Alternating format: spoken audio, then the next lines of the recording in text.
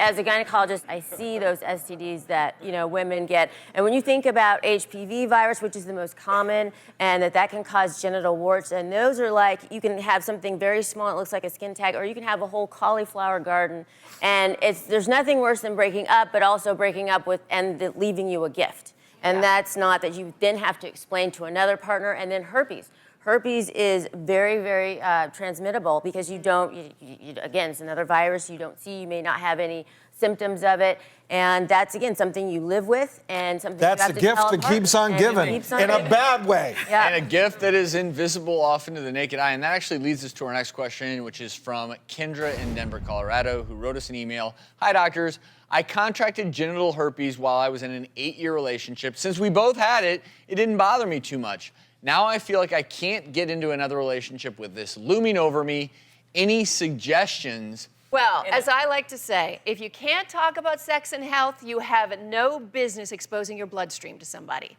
So the talking about it is going to happen, and it's going to happen in time. It's also not something you necessarily want to bring up on a first date because you don't know, just like you don't want to have sex on a first date. Well, it gets back to your 30-day rule in some Right. ways. You don't have to have that conversation the first month. Right. If you're moving in the direction of hanky-panky, you really might want need to to talk have about that it. You You really should want to talk about delay it. it till you trust the person, because really, if you tell somebody you have herpes, who are they going to tell other than every person that they know?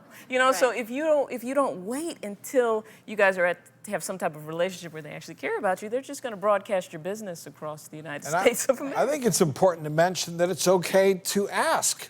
Yes. True. That I mean that's your obligation. That we need to eliminate that taboo in today's world. You should be able to ask. Yes. Have you your ever partner. had an STD, or do you have one currently? Yeah. But everyone thinks, and this is maybe the most common myth, everyone thinks it's always obvious. And you can be carrying around chlamydia, gonorrhea, and have no symptoms.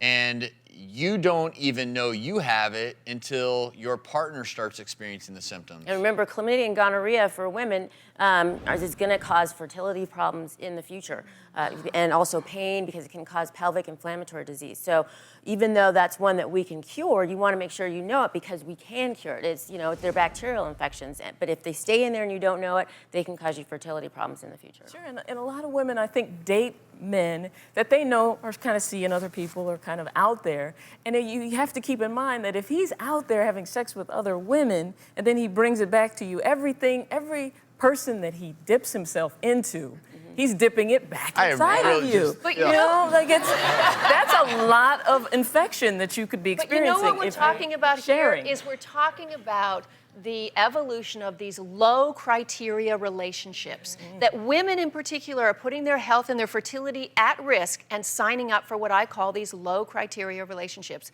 And the 30-day love detox is also about purging those, like getting rid of all the sort of maybe sometime meaning low criteria meaning we just have dinner and don't- sex. Yeah. You might And want we're to. next in between. Yeah. And I So you cooked might the wanna- dinner for the person Right. that I had sex with. Low criteria. I just know that, Rachel, you've ruined the word dipping. For the rest of my life, and I hear the word, oh, do you want to take a dip?